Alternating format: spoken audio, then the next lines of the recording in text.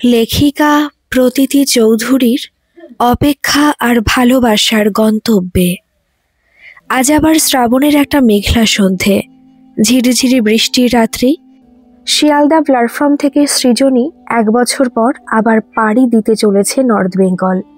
এবারের মূল গন্তব্য অবশ্য ওর পিসির বাড়ি নয়, তবুও পিসিকে ফোন করে রেখেছে। হয়তো মূল গন্তব্য খুঁজে না পেলে শিলিগুড়িতে পিসির বাড়ি গিয়েই উঠতে হবে। উন্মাদনার উথাল পাথাল ঢেউ বুকের মধ্যে চেপে রেখে একটা দীর্ঘশ্বাস টেনে নিয়ে নিজেকে স্বাভাবিক করে ট্রেনে উঠল সৃজনী। সকলের কাছে আজকের দিনটা খুব সাধারণ একটা দিন হলেও সৃজনীর কাছে মোটেও নয়। গত 1 বছর ধরে প্রতি মুহূর্ত প্রতিপল ও অপেক্ষা করে গেছে এই দিনটা আসার। ট্রেনে উঠে নিজের রিজার্ভ সিটের আশেপাশে আগ্রহী চোখে তাকিয়ে দেখার পর কেমনই যেন নিরাশার একটা কালো মেঘ ওর মুখে ভেসে উঠল। হয়তো ওর সব চেষ্টাই বৃথা হতে চলেছে। যে মরীচিকার টানে ও 1 বছর পর আবার নর্থ বেঙ্গল যাচ্ছে, সে মরীচিকাকে খুঁজে পাওয়ার সত্যি কি কোনো আশা আছে? হয়তো 1 বছর আগে আজকের দিনটা না এলে ও এতদিন কারো বাড়ির বউ হয়ে যেত। হয়তো 1 বছর আগে আজকের দিনটা না এলে ও জানতেও পারতো না অপেক্ষা শব্দটার আসল মানে, জানতে পারতো না ভালোবাসার নেশা কিভাবে ছাপিয়ে যেতে পারে সব বাধা। সপ্তককে যে খুঁজে বার করতেই হবে। সৃজনী সরকার আজ পর্যন্ত কখনো হার মানেনি, কিন্তু একটা নাম আর কিছু ছিন্ন বিচ্ছিন্ন তথ্য ছাড়া কিছুই তো জানে না ও সপ্তকের ব্যাপারে। আর সেইগুলো যদি ভুল হয় তবে 1 বছর ধরে বারে বারে শুধু নিজেকে বোঝাবার চেষ্টা করেছে সৃজনী, ওর ভাবনা বিশ্বাস এতটাও ভুল হতে পারে না। ট্রেনে এমনিতেও যতবার ট্রাভেল করেছে এর আগে কোনোদিনও সেভাবে ঘুমোতে পারেনি। আজকেও তাই স্লিপারে শুয়ে না ঘুমিয়ে ভাবতে লাগলো সৃজনী ঠিক 1 বছর আগে এই কাঞ্চনকন্যাতেই সপ্তকের সাথে ওর প্রথম আলাপের চিত্রটা। কয়েক মাস হলো তখন একটা সফটওয়্যার কোম্পানিতে জয়েন করেছে সৃজনী। বয়সের গণ্ডি 25 ছাড়িয়ে সবে 26-এ পড়েছে, কিন্তু সৃজনীর বাবা মায়ের চিন্তা যেন আরও 1 সমুদ্র প্রসারিত হয়েছে ওকে নিয়ে। এমটেকে অ্যাডমিশনের সময় যদি ওর বাবা মা বিয়ের জন্য উঠে পড়ে লেগেছিল, তবুও কোনো রকম সেই বারটা সামলে নিয়েছিল সৃজনী। কিন্তু পাস আউট করে বেরোবার পর যখন ফাইনালি একটা জব জয়েন করলো, তখন আর কোনো মতেই বড় মেয়ের বিয়েটা ফেলে রাখতে রাজি হননি সৃজনীর বাবা মা। ছোট বোন বনানীও তো আছে ওর ঠিক পরেই। তাছাড়া মান্ধাতার আমলের ভাবনা চিন্তা ওর মায়ের মাথা আগলে পড়ে থাকে সব সময়। মেয়ের বয়স বেশি হয়ে গেলে ভালো পাত্র পাওয়া যাবে না, কয়েক বছর চাকরি বাকরি করলে হয়তো মেয়ে বেশি স্বাধীন চেতা হয়ে আর বিয়েই করতে চাইবে না ইত্যাদি। সৃজনীর মায়ের বিয়ে হয়েছিল 21-এ, মাসির 19-এ। এরকম ঝুড়ি ঝুড়ি দৃষ্টান্ত নিয়ে ওর মা দিন রাত্রি ব্যতিব্যস্ত করে তোলে সৃজনীকে। একদিন তোর বাবা সরাসরি ওকে ডেকে জিজ্ঞেসই করেছিল ওর বিয়েতে আপত্তিটা কিসের, কাউকে ওর নিজে থেকে দেখে রেখেছে কিনা। সৃজনী ঠোঁট বাঁকিয়ে বলেছিল সেদিন, প্রেম, তাও আমি নেভার। প্রেমে পড়ার মতো দুর্বল হৃদয় যে আমার নয়, সেটা তুমি জানো তো বাবা। আর আজ সে সৃজনী একটা ছেলেকে পাগলের মতো খুঁজছে। কি এমন ছিল সপ্তকের মধ্যে যে ওই একদিনের আলাপে জাদুটোনা করে দিয়েছিল সৃজনীকে? বাবা মায়ের বারবার চাপে কিছুটা বিরক্ত হয়েই ও সেইবার যাচ্ছিল পিসির বাড়ি। পিসে মশাইয়ের বন্ধু কোন বিজনেসম্যান মিস্টার অধিকারীর ছেলে টুবলুর সঙ্গে নাকি পিসি কথাবার্তা বলেছিলেন সৃজনীর জন্য। মায়ের ইমোশনাল ব্ল্যাকমেলিংয়ে অতিষ্ঠ হয়ে কথা দিয়েছিল সৃজনী আগেও ছেলেটার সাথে দেখা করবে, তারপরেই কথা এগোবে। আর সেই দেখা করার জন্যই গত বছর ঠিক 22শে জুলাই কাঞ্চনকন্যা ধরেছিল সৃজনী। ও কি তখন স্বপ্নেও ভেবেছিল সেই টুবলুর আগেই সপ্তকর 25-এর জীবনের কঠিন পণ ভেঙে মনের গভীরে দাগ কেটে যাবে?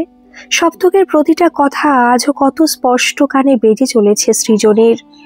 1 বছর আগে এই তো ট্রেনে উঠে পড়েছি আমি। হ্যাঁ গো, কাল সকালের মধ্যে পৌঁছে যাব বিলাসপুর। না না, তুমি একদম চিন্তা করো না, খাওয়া দাওয়া করে আমাকে ফোন করবে। ভেরি স্মার্ট, ঠিকই বুঝেছ, আজাদ হিন্দ এক্সপ্রেস। আচ্ছা, দুপুরের ডিউটি কখন পাচ্ছি আমি?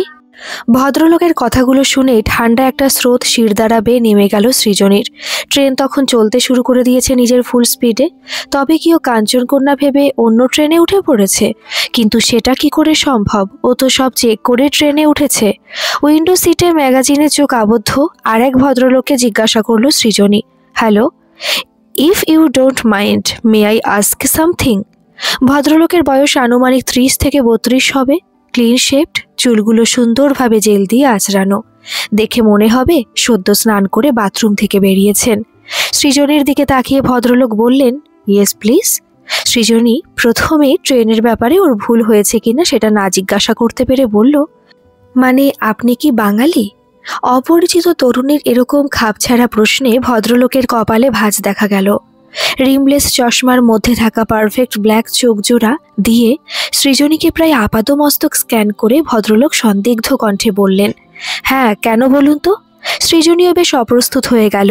ভদ্রলোকের সঙ্গে খিচুড়ি আলাপ জমানোতে ওরও যে কোনো ইন্টারেস্ট নেই সেটা বোঝাতেই সৃজনী বলে ফেলল সত্যিটা, না মানে আপনিও কি নর্থ বেঙ্গল যাচ্ছেন? মানে ওটা 13149 কাঞ্চনকন্যা এক্সপ্রেস তো? ভদ্রলোকের চোখে মুখে একটা বুদ্ধিদীপ্ত হাসি খেলে গেল সৃজনীর কথা শুনে। তারপর হাতের ম্যাগাজিনটা বন্ধ করে ভদ্রলোক সৃজনীর দিকে তাকিয়ে হেসে উত্তর দিলেন, হ্যাঁ ওটা 13149 কাঞ্চনকন্যা এক্সপ্রেস, নর্থ বেঙ্গলই যাচ্ছে। আর কোনো ডাউট? ভদ্রলোকের ওর দিকে তাকিয়ে হাসিটা কেমনই ব্যঙ্গাত্মক আর বেখাপ্পা লাগলো সৃজনীর। তখনও ওপাশের ভদ্রলোকের ফোনে কথা শেষ হয়নি। তিনি বলেই চলেছেন, আমার শাশুমা কি করছে? তুমি হেল্প করবে না? সে কি, তুমি পারো না? রাউরকেল্লাতে থাকার সময় তো আমি রুটি, পরোটা, লুচি, ময়দার সব আইটেম বানাতে পারতাম। সৃজনী আর চোখে তাকিয়ে দেখে বুঝতে পারল মিটিমিটি হাসছে তখনও ওর পাশে থাকা ভদ্রলোক। এবার সত্যি জাস্ট সহ্য হলো না আর। ট্রেন সম্পর্কে সৃজনীর যে যথেষ্ট কনফিডেন্স ছিল, আর এই ফোনধারী ভদ্রলোকের জন্যই যে ওর কনফিউশন তৈরি হয়েছিল, সম্ভবত সেটা ক্লিয়ার করার জন্য ফোনে আলাপরত ভদ্রলোককে সৃজনী বলল, এক্সকিউজ মি, এটা কিন্তু রাউরকেল্লা বা বিলাসপুর যাচ্ছে না, এটা কিন্তু আজাদ হিন্দ এক্সপ্রেস নয়। ভদ্রলোক ফোনের ওপাশে থাকা ব্যক্তিকে ফোনটা হোল্ড করতে বলে সৃজনীকে বললেন, সরি, কিছু বলছিলেন? সৃজনী বেশ কনফিডেন্টলি বলল, হ্যাঁ বলছিলাম এটা কাঞ্চনকন্যা এক্সপ্রেস। ভদ্রলোক কিছুটা বিরক্ত হয়েই বললেন, সেটা জানি তো। সৃজনী তো পুরো ঘাবড়ে গেছে। একটু আগেই তো লোকটা ফোনে বলল সকালে বিলাসপুর পৌঁছে যাবে আজাদ হিন্দ এক্সপ্রেস, আবার এখন এরকম বলছে। এত কিছুতে সৃজনীর মেজাজও গেছে গরম হয়ে। বেশ জোর গলাতেই বলল সৃজনী, তো কি, এটা কাঞ্চনকন্যা আলিপুরদুয়ার যাচ্ছে। আপনি তো ফোনে কাউকে একটা বললেন আজাদ হিন্দ এক্সপ্রেসে আপনি আছেন, বিলাসপুর যাচ্ছেন। ভদ্রলোক বেশ ভারী কি গলাতে বললেন, that's none of your business. Srijani তো কিছুক্ষণের জন্য পুরো নির্বাক। ভদ্রলোক অবশ্য পুনরায় ফোনটা লাগালেন। আগেরবার লাইনটা কেটে গেছিল, অথবা ফোনের ওপাশে থাকা ব্যক্তি কিছু শুনতে পাবে বলেই হয়তো কলটা কেটে দিয়েছিলেন ভদ্রলোক। তারপর সেই একই সুরে শুরু হলো কথোপকথন, না না, নেটওয়ার্ক প্রবলেম, আমি ডিনার করে বেরিয়েছি তো। তোমারই ওটা লাঞ্চের থেকে কিন্তু ডিউ আছে, ডবল ডিউ হয়ে গেল। সৃজনী এরকম অপমানে রেগে লাল হয়ে চুপচাপ বসে গেল সিটে। তারপর রাগ মেটাতে নিজের ট্রলি ব্যাগটা একটু বেশি জোরে ধাক্কা দিয়ে সরিয়ে সিটের তলায় করে দিল। মনে মনে ভাবল, উইন্ডো সিটের ম্যাগাজিন পড়া চশমাধারী ভদ্রলোক আপার বার্থে উঠে পড়লেই ও শুয়ে যাবে। ততক্ষণে মনে মনে নিজের নির্বুদ্ধিতার জন্য গালাগাল দিয়েই সময়টা কাটাতে লাগলো সৃজনী। এবার সেই চশমিশ ভদ্রলোকই নিজের থেকে কথা বলতে এলেন, আপনি কি আলিপুরদুয়ার যাচ্ছেন? সৃজনী বেশ ভালোই বুঝতে পারল ওর ব্যাপারটা অন্য সব প্যাসেঞ্জারের মতো এই চশমিশ ভদ্রলোকের কাছেও একটা এন্টারটেইনিং শো হয়ে গেছে, তাই যেচে কথা বলতে আসছেন উনি। সৃজনী খিচখিচে মেজাজেই বলল, না, শিলিগুড়ি। মনে মনে ভাবল, একে তো যাচ্ছে সকলের জ্বালাতনে পড়ে এক নমুনাকে দেখতে, তার আগেই ঈশ্বর দেখিয়ে দিচ্ছেন আরও কতগুলো নমুনাকে। চশমিশ ভদ্রলোকের পরের প্রশ্নটা আসতে অবশ্য বেশি দেরি হলো না, শিলিগুড়ি কি কোনো রিলেটিভের বাড়ি নাকি চাকরের ইন্টারভিউ? একবার সৃজনী ভাবল, আগের লোকটা যেভাবে ওকে হুঙ্কার দিয়ে বলল that's none of your business, সেরকমই এনাকেও মেজাজ দেখিয়ে দিতে। কিন্তু এই চশমাধারী ভদ্রলোকের সৌম্যকান্তি চেহারার মধ্যে আলাদাই কিছু দ্যুতি ছিল। হয়তো সেই জন্যই সৃজনী মেজাজ দেখাতে পারল না, বরং কিছুটা শান্ত হয়ে বলল, পিসির বাড়ি। চশমিশ ভদ্রলোক হাত বাড়িয়ে বলল, আমি সপ্তক, শিলিগুড়িতেই যাচ্ছি। অনিচ্ছা সত্ত্বেও সৃজনী হ্যান্ডশেক করে নিজের নাম বলল। বাইরে বৃষ্টিটা জোরেই নেমেছে। উইন্ডো গ্লাসটা নামিয়ে দিয়ে সপ্তক বলল, রাগ করার মতো কিছু নেই। গার্লফ্রেন্ডকে পটিয়ে রাখা কি চারটিখানি কথা? সৃজনী বেশ অবাক হয়ে বলল, মানে?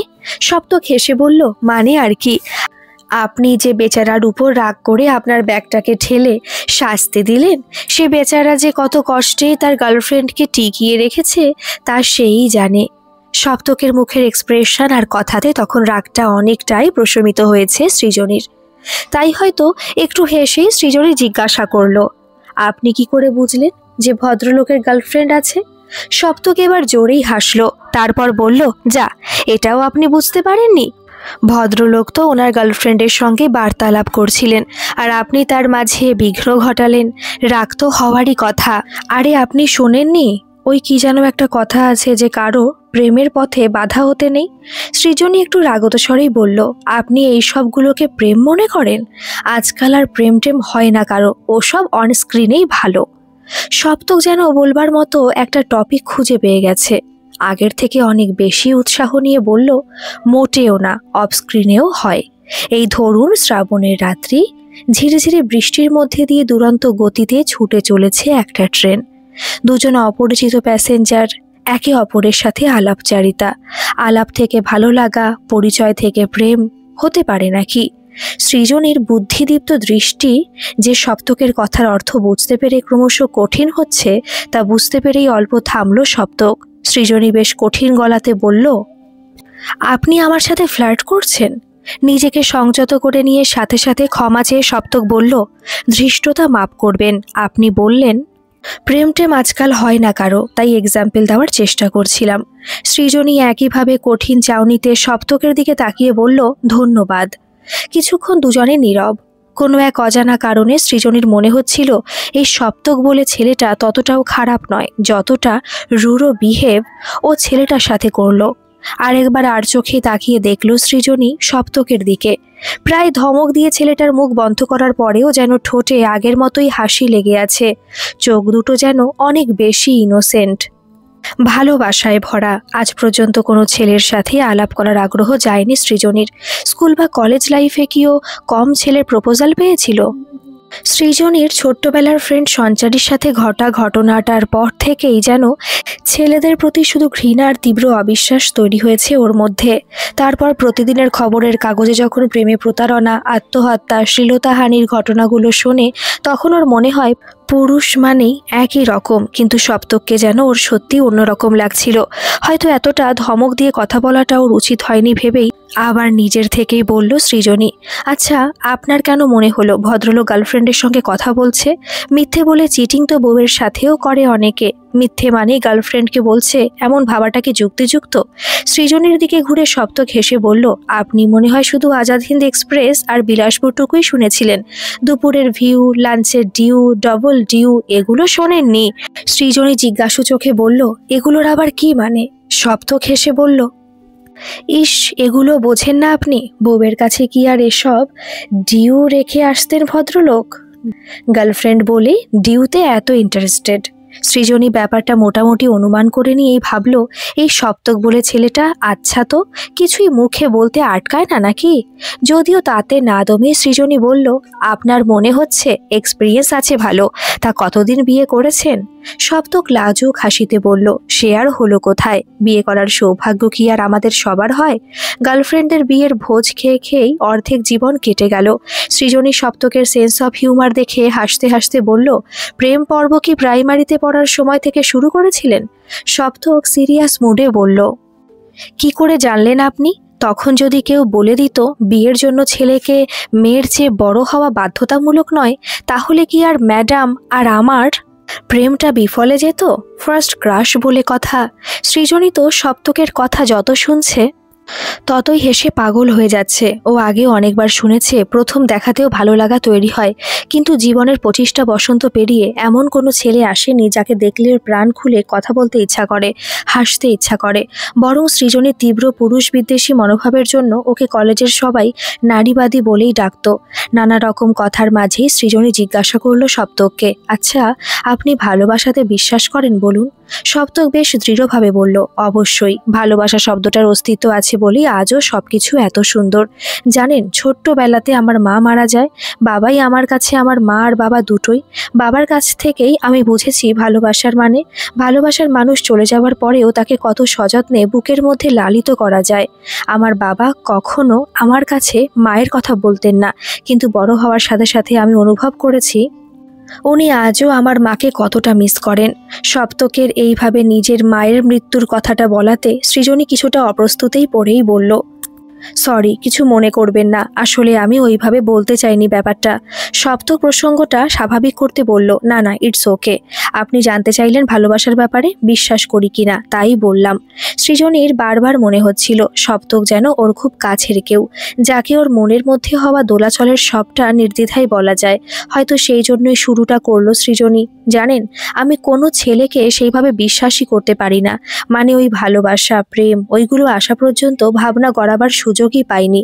এদিকে বাবা মা উঠে পড়ে লেগেছে আমার বিয়ে দেওয়ার জন্য। আচ্ছা, ভালোবাসার ব্যাপারে আপনার তো কোনো এক্সপেরিয়েন্স, আপনার কি মনে হয় বাবা মায়ের মতে বিয়ে করে নিলে আমি পরে কখনো তাকে ভালোবাসতে পারবো?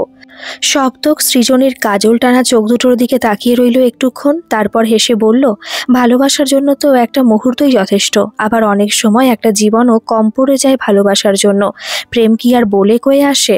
সৃজনী এরকম কাব্যিক উত্তরে একটু বিরক্ত হয়েই বলল, এই সব কথাগুলো রিয়েল লাইফে মানায় কি? সপ্তক বলল, কেন মানাবে না? এই ধরো আমি সারা বছর যেখানেই থাকি, বছরের এই দিনটাতে ঠিক শিলিগুড়ি চলে আসি, তা তো আমার ভালোবাসার মানুষটার জন্যই। মায়ের সাথে আমার শৈশব কেটেছে এই শিলিগুড়িতে, মায়ের স্মৃতিচারণ, একটা বছরের অপেক্ষা, এসবই আমার আর বাবার সব কাজে প্রতিনিয়ত প্রেরণা দেয়।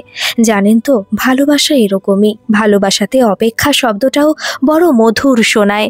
সৃজনীর হয়তো ইচ্ছা ছিল না কখনো সঞ্চারীর ঘটনাটা কারো সামনে বলার, তবুও ভালোবাসা সম্পর্কে শুধু এতগুলো মিষ্টি মিষ্টি কথা শুনেই ওর মনে হলো ভালোবাসার কুৎসিত রূপটাও এই মানুষটার জানা দরকার। হঠাৎ করে আলোচনাটা সিরিয়াস মুডে নিয়ে এসে সৃজনী বলল, জানেন, আমার ছোট্টবেলার বেস্ট ফ্রেন্ড ছিল সঞ্চারী। আমাদের বাড়িও ছিল একদম পাশে, একসাথে স্কুল, টিউশন, খেলাধুলো করেই বড় হয়েছিলাম আমরা। মেয়েটা হয়তো আমার মতোই আজ কোনো কোম্পানিতে জব করতো অথবা কারো বাড়ির, কিন্তু সেসব কিছুই হয়নি। কেন জানেন? কারণ সঞ্চারী কাউকে ভালোবেসেছিল মন প্রাণ শরীর সব কিছু দিয়ে। সঞ্চারী আর অনির্বাণদার লাভ স্টোরিটা নিজের চোখের সামনে শুরু হতে দেখেছিলাম। তখন আমরা সবে ক্লাস 9। ভালোবাসার মানে অস্পষ্ট বুঝতে শিখেছি, মনের মধ্যে উড়ু উড়ু ভাব, একটু একটু পাগলামি। ম্যাথ আর সায়েন্স বুঝতে আমরা মাঝে মাঝে অনির্বাণদার বাড়ি যেতাম। অনির্বাণদা তখন এইচএসের দুর্দান্ত রেজাল্টের পর কলেজে অ্যাডমিশন নিয়েছে। লম্বা, ফর্সা, হ্যান্ডসাম লুক। অনির্বাণদার জন্য তখন আমাদের মতো প্রথম জীবনের প্রেমের আবেগে যে কোনো মেয়ে ভেসে যেতে পারত। হয়তো আমারও একটু একটু ভালো লাগতো অনির্বাণদার ওই ট্রিম করা দাড়ির ফাঁকে টোল ফেলা হাসি। কিন্তু সঞ্চারীর ভালো লাগাটা আমার ভালো লাগাকে ছাপিয়ে অনেক দূর এগিয়ে গেছিল। সেদিন ভেবেছিলাম আমার দুর্ভাগ্য, আর আজ ভাবি সৌভাগ্য। জানেন, আমার বান্ধবীটা বড্ড বোকা ছিল। অবশ্য 14-15 বয়সটাই যে অবুঝ, কোথায় যে কখন উড়িয়ে নিয়ে গিয়ে ফেলে। ওদের রিলেশনশিপের ব্যাপারে আমাদের ব্যাচের সবাই না জানলেও আমরা কয়েকজন ভালো মতো জানতাম। বছর 3 পেরিয়ে যাবার পর যখন আমরা সবে 12-এ উঠেছি, তখন জানতে পারি সঞ্চারীর সাথে অনির্বাণদার কিছু মনোমালিন্য ঘটছে। তবে পরিস্থিতি যে এতটাও খারাপ পর্যায়ে চলে গেছে ভাবতে পারিনি। 2-1বার সঞ্চারী হয়তো আমাকে বলারও চেষ্টা করেছিল, আমি বুঝে উঠতে পারিনি। শুধু জেনেছিলাম ইউনিভার্সিটিতে অ্যাডমিশনের পর অনির্বাণদার সাথে অন্য কোনো মেয়ের রিলেশন শুরু হয়েছে, আর তাই সঞ্চারীর সাথে ব্রেকআপ চাইছে অনির্বাণদা। আমরাও বুঝিয়েছিলাম ওকে, সেই একই ভারী ওজনের ডায়লগ, অনির্বাণদা কি এমন ছেলে, ওর চেয়ে ভালো আরও কত ছেলে পেয়ে যাবি। অবশ্য ওদের সম্পর্কটা কতদূর পৌঁছে গেছিল সেটা আমাদের ধারণা হয় সেই অভিশপ্ত দিনটার পর। সেদিন সকালের ঘুম ভাঙে সঞ্চারীদের বাড়ি থেকে আসা কান্নার রোল আর পুলিশ গাড়ির আওয়াজে। পোস্টমর্টেমে জানা গেছিল সঞ্চারী নাকি প্রেগনেন্ট ছিল। যদিও পুলিশের কানে অনির্বাণদা নামটা কেউই তোলেনি। আমরা কয়েকজন ছাড়া আর কেউই যে সেভাবে জানতো না ব্যাপারটা। আর আমরাও ঘটনার আকস্মিকতাতে এতটা ভয় পেয়ে গেছিলাম সেদিন। পুরো ঘটনাটা বলে ছলছলে চোখ দুটো নামিয়ে নিল সৃজনী সিটের নিচের দিকে। তারপর একটা দীর্ঘ নিঃশ্বাস ফেলে বলল, জানেন অনির্বাণদা আজ ব্যাংকে চাকুরি করছে, বিয়ে হয়েছে 2 বছর আগে, একটা মেয়েও আছে। শুধু আমার বান্ধবীর জীবনটা অকালে ঝরে গেল ওই রকম একটা জানোয়ারকে ভালোবেসে। বোকার মতো প্রেমে পড়ে সর্বস্ব লুটিয়ে সুইসাইড করলো। বলুন তো, এই ঘটনার সবটা নিজের চোখের সামনে দেখার পরেও প্রেম ভালোবাসার প্রতি আস্থা থাকে? ঘটনাটা শোনার পর এতক্ষণ হাসি খুশি মেজাজে থাকা সপ্তকও একদম চুপ করে গেছে। এমনকি ঘটনাটা শোনার পর সপ্তকের মায়া ভরা চোখ দুটোতেও যন্ত্রণার স্পষ্ট ছাপ প্রত্যক্ষ করলো সৃজনী। হয়তো এত কিছু একজন অচেনা নির্দোষ মানুষকে এইভাবে শোনানো ঠিক হলো না মনে করে সৃজনী বলল, খারাপ ভাববেন না আমাকে, আমি আপনাকে এসব বলতে চাইনি। আমি অ্যাকচুয়ালি কোনো ছেলেকেই ভরসা করতে পারি না। এদিকে আবার আমার শিলিগুড়ি আসার কারণই হচ্ছে টুবলু বলে একজনের সাথে দেখা করতে আসা। মানে পিসেমশাই আমার বিয়ের নিয়ে কথা বলে রেখেছে কোনো টুবলুর বাবার সাথে। আমি অবশ্য বলেছি যে আমি আগে দেখা করব, তারপরেই কথা এগোবে। সপ্তকর ফ্যাকাশে হয়ে যাওয়া মুখে ম্লান হেসে বলল, কে বলল আপনি ভরসা করতে পারেন না কাউকে? ভরসা না করতে পারলে কি এরকম অচেনা একটা বাউন্ডুলে কি এত কথা বলতে পারতেন? কথাটা যেন হৃদয়ের অনেক গভীরে গিয়ে আঘাত করল সৃজনীর। সপ্তকের কথার মধ্যে অদ্ভুত এক মায়াজাল আছে, যেন বারবার সৃজনীর ঠিক ভুলের হিসেব ভেঙে নতুন করে ওকে ভাবায়। সৃজনী সপ্তকের দিকে একদৃষ্টে অনেকক্ষণ তাকিয়ে আছে দেখেই সপ্তক একটু অস্বস্তিতে পড়ে গেল। বলল, সব রকম মানুষ নিয়েই তো আমাদের পৃথিবী। ভালোবাসার যোগ্য মানুষকে চিনে নেওয়া হয়তো কঠিন হয়ে যায় অনেক সময়, তবে অসম্ভব নয়। আপনিও ঠিক চিনে নেবেন, আমার বিশ্বাস আছে। রাত অনেক হলো, শুয়ে পড়ুন। কথাগুলো বলেই সপ্তক মিডিল বার্থে উঠে ঘুমোবার তোড়জোড় করতে লাগলো। সৃজনীর যেন কিছুতেই ঘোর কাটতে চাইছে না সপ্তকের বলা কথাগুলো থেকে। নিজেকে চরমভাবে তিরস্কার করলো সৃজনী। এটা ওর টিনেজ নয় যে একজনকে দেখে আর কথা বলেই দুম করে প্রেমে পড়ে যাবে। কিন্তু এরকম অনুভূতি তো ওর আগে কখনো হয়নি কারো প্রতি। পুরনো সব দিনের কথা, সঞ্চারীর কথা বারে বারে মাথাতে আনাগোনা করছে সৃজনীর। সাথে কাল টুবলুর সাথে দেখা করবে, ছেলেটা কি রকম হবে, সেই সব ভাবনাও যেন বারে বারে জট পাকাচ্ছে মাথাতে। স্বপ্নের মধ্যেও হয়তো সপ্তকের গলার স্বরটাই শুনতে পাচ্ছিল সৃজনী, কিন্তু কথাগুলো একটু অন্য রকম। আচ্ছা আমার পল্লবী ডার্লিং, তোমার গিফটস রেডি করে ফেলেছি, এখন চলো আমার ঠাকুমাকে ফোন দাও। ঘুম ভাঙতে সৃজনী দেখল কাল রাতের বৃষ্টি ভেজা গাছপালা যেন এখনো কুয়াশার ঘোরে তন্দ্রাচ্ছন্ন। স্নিগ্ধ একটা ভোরের আভা জানালা বেয়ে আসতে চাইছে। ঠান্ডাটা বেশ বেড়েছে। সৃজনীর অজান্তেই কেউ ওর গায়ের উপর একটা এক্সট্রা ব্ল্যাঙ্কেট চাপিয়ে দিয়েছে। না উঠলেও সৃজনী শুনতে পাচ্ছিল উপরে সপ্তকের বলা কথাগুলো। আমার সোনা পরি, তোমার কথা ভুলে যাব ভাবলে কি করে? তোমার নাচের অর্নামেন্টস নিয়েই আমি যাব। আচ্ছা প্রিয়া কাছে নেই? হ্যাঁ প্রিয়া, আমি চলেই এসেছি। তোমারটা অবশ্যই সবচেয়ে স্পেশাল হবে, তবে এখন সিক্রেট কেমন? সৃজনী বুঝতে পারল তার মানে ও স্বপ্নে না, জেগেই শুনছিল আগের নামগুলো। সপ্তক তার মানে একটা প্লে বয়। আরও কাল বুঝতেই পারেনি, কিন্তু যেটা সৃজনী বুঝতে পারল না সেটা হলো সপ্তকের ফোনের অন্য প্রান্তে একের পর এক মেয়ে কথা বলে চলেছে কিভাবে। একজন অপরজনকে ফোনই বা পাস করছে কিভাবে? তবে কি কোনো গার্লস হস্টেলের সব মেয়েগুলোকে পটিয়ে ফেলেছে ছেলেটা? কি সাংঘাতিক কাণ্ড! অবশ্য মেয়েগুলোরই বা দোষ কি? এত চার্মিং কথাবার্তা যে ও নিজেই তো কাল রাত্রে মন্ত্রমুগ্ধ হয়ে গেছিল সপ্তকের প্রতি। ঢাকাটা গুছিয়ে রেখে মনে মনে ঠিক করলো সৃজনী আর কথাই বলবে না সপ্তকের সাথে। তখনই উপর থেকে নিচে নেমে সৃজনীর ঠিক পাশের সিটে বসে সপ্তক বলল, গুড মর্নিং ম্যাডাম। ঘুম ভাঙলো তাহলে? বিরক্তির সুরে উত্তর দিল সৃজনী, গুড মর্নিং। সপ্তক সৃজনীর দিকে একটু তাকিয়ে কিছু বুঝে বলল, ম্যাডামের মনে হচ্ছে ঘুম ভালো হয়নি, মেজাজ এখনো খিটখিটে।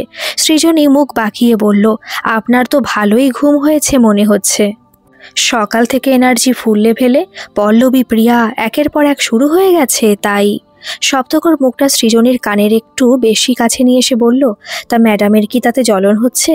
আর যায় কোথা? সৃজনী গেল ভীষণ চোটে। কটমট করে সপ্তকের দিকে তাকিয়ে বলতে শুরু করলো, ভাবেন কি নিজেকে? আপনাকে নিয়ে আমি জেলাস? শুনুন, আপনাদের মতো কোনো ছেলেকেই আমার এতটুকুও ভালো লাগে না, বুঝলেন? নেহাতি বাবা মা জোর করে।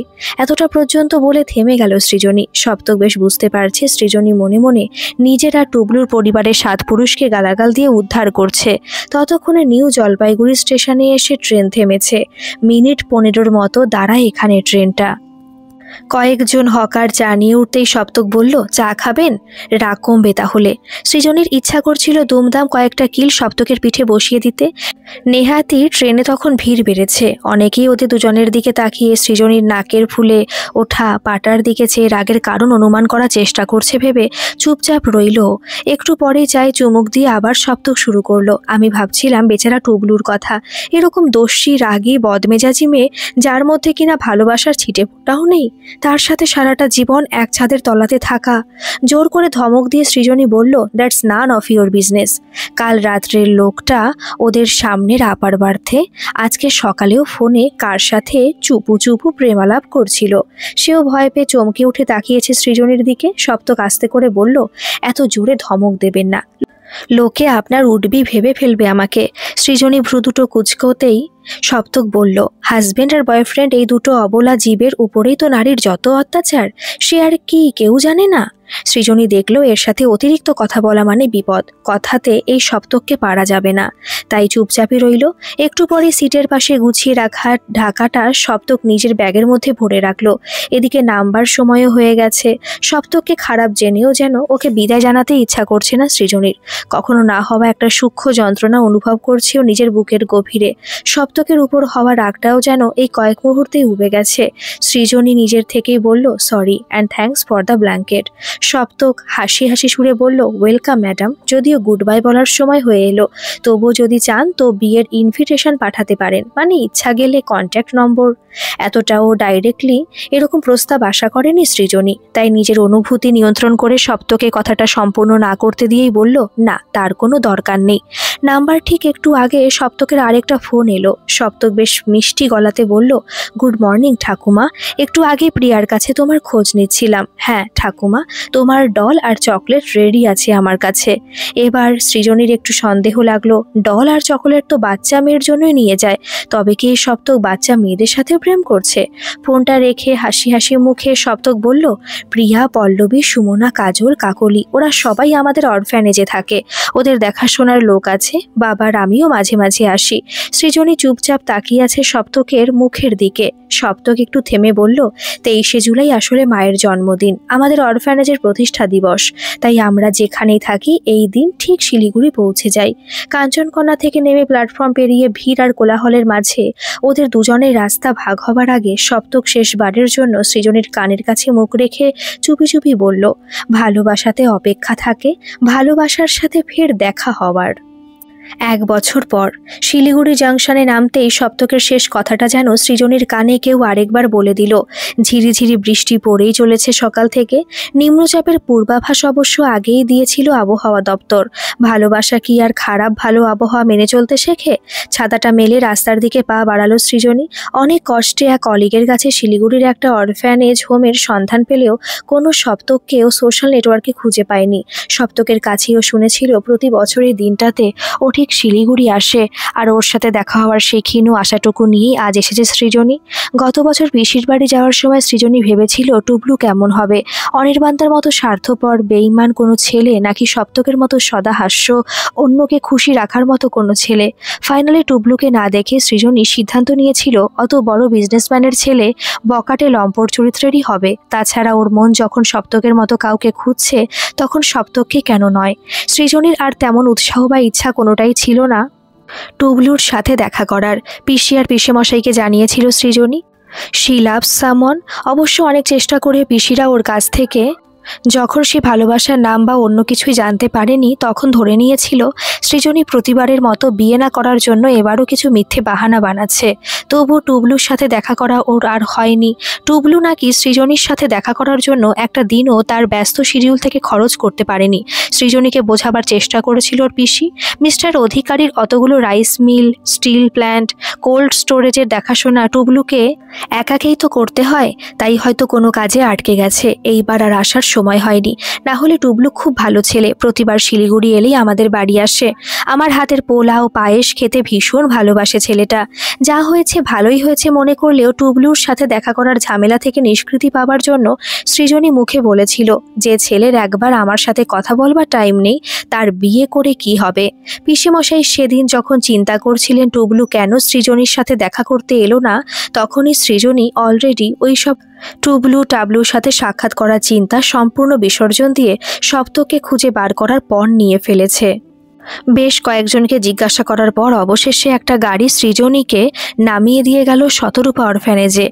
বৃষ্টিটা একটু থেমে মেঘের ওপাশ থেকে আলোর হালকা রেখা উঁকি মারছে আকাশে। সৃজনী দেখল লতায় গাছে ভর্তি অরফ্যানেজের সামনেই রয়েছে একজন ভদ্রমহিলার স্ট্যাচু, সম্ভবত শতরূপা দেবীর। গ্রিলের কাছে কোনো পাহারাদার না থাকলেও ভিতর থেকে কচি কাছাদের চেঁচামেচি শোনা যাচ্ছে। হার্টবিটের গতি উত্তরোত্তর বৃদ্ধি পাচ্ছে সৃজনীর। হয়তো এটাই সপ্তকের বলা সেই অরফ্যানেজ। আবার এমনও হতে পারে সপ্তক সবে মিথ্যে বলেছিল। ফেসবুকেও তো খুঁজে পায়নি সপ্তককে। বিশ্বাস আর অবিশ্বাসের দোলাচালে দুলতে দুলতে ইতস্ততভাবে এগিয়ে যাচ্ছিল সৃজনী অরফ্যানেজের ভিতর। তখনই একটা পরিচিত গলা ডেকে উঠল ওকে, "কি রে, তুই এসে গেছিস?" পিসির আওয়াজ এখানে শুনে নিজের কানকে অবিশ্বাস করে ঘুরে তাকালো সৃজনী। হ্যাঁ, পিসি তো, কিন্তু ওর পিসি কি করে জানলো যে ও এখানে আসছে?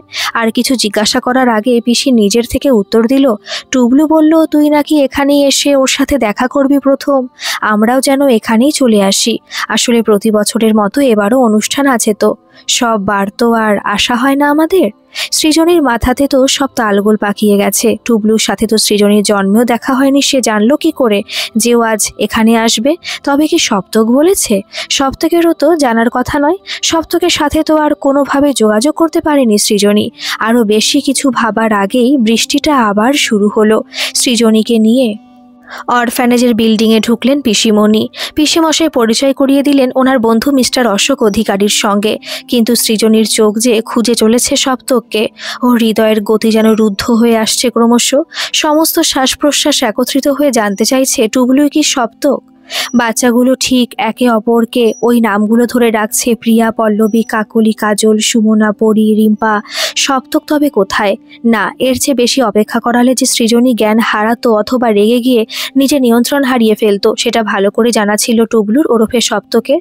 তাই আর ধৈর্যের পরীক্ষা না নিয়ে সামনে এসে দাঁড়ালো সপ্তক।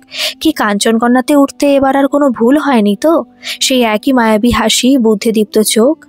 যেই চশমিশকে ভেবে যার জন্য অপেক্ষা করে ও একটা বছর কাটিয়েছে সে আজ ওর একদম সামনে। স্নান কাল সবকিছু ভুলে সৃজনী বলে উঠল, "তার মানে সেদিন তুমি সব জানতে আমি সৃজনী? টুবলু মানে তোমারই সাথে দেখা করতে যাচ্ছি পিসির বাড়িতে, তাও বলনি? কেন বলনি? 1 বছর ধরে আমাকে অপেক্ষা করিয়েছ কেন?" সপ্তক সবার সামনে একটু ঢোক গিলে বলল, মানে তুমি বলেছিলে না তুমি এসব প্রেম ভালোবাসাতে বিশ্বাস করো না, ভরসা করতে পারো না, তাই ভাবলাম আগে একটু ভরসা করে নাও তারপর। সৃজনীর চোখ দুটো 1 বছর ধরে জমে থাকা অভিমানে ভরে গেছে। পিসিমণি পরিস্থিতি সামলে নিয়ে বললেন, "জানা টুবলু, ওকে দেখিয়ে নিয়ে আয় সব, ও প্রথমবার এসেছে।" তারপর হয়তো ওদের দুজনকে একান্তে রাখতেই সবাই নিজেদের কাজে আর কথা বলাতে ব্যস্ত হয়ে গেলেন। সৃজনী অরফ্যানেজের বারান্দাতে হাঁটতে হাঁটতে বলল, "জানো, তোমাকে কত খুঁজেছি, কোথাও পাইনি, কোনো সোশ্যাল সাইটেও না।" সপ্তক বলল, "আমি তো সেদিনই নাম্বার দিতে চেয়েছিলাম, কিন্তু তুমি ধমক দিয়ে সৃজনী আজকেও সপ্তকের কথা সম্পূর্ণ করতে দিল না। ওকে চুপ করিয়ে দিল নিজের কান্না ভেজা গলাতে। গাল ফুলিয়ে ফুপিয়ে ফুপিয়ে বলল, কি মনে করো নিজেকে তুমি? যাও, আমি আর কথা বলবো না তোমার সাথে। সব জেনেও এত যন্ত্রণা কেউ দেয়, এত অপেক্ষা কেউ করায়? সপ্তকার সৃজনী রাগ অভিমান কান্নাকাটি করতে করতে ততক্ষণে পৌঁছে গেছে অরফ্যানেজের দোতলার বারান্দার শেষ প্রান্তে, যেখানে মালতীলতা প্রতিটা পিলারকে জড়িয়ে ধরে বৃষ্টিতে ভিজে রোদের আলো গায়ে মাখে। সপ্তক সৃজনীর মাথাটা নিজের বুকে নিয়ে বলল, আমিও কি জানতাম তোমাকে কখনো ফিরে পাবো? তবুও তো বিশ্বাসে বুক বেঁধে অপেক্ষা করেছি সৃজনী। তোমাকে যে বলেছিলাম ভালোবাসাতে অপেক্ষা থাকে, ভালোবাসার সাথে ফের দেখা হওয়ার। গল্পটি কেমন লাগলো অবশ্যই কমেন্ট করে জানাবেন, আর ভালো লাগলে একটা সাবস্ক্রাইব করে আমার পাশে থাকবেন। ধন্যবাদ।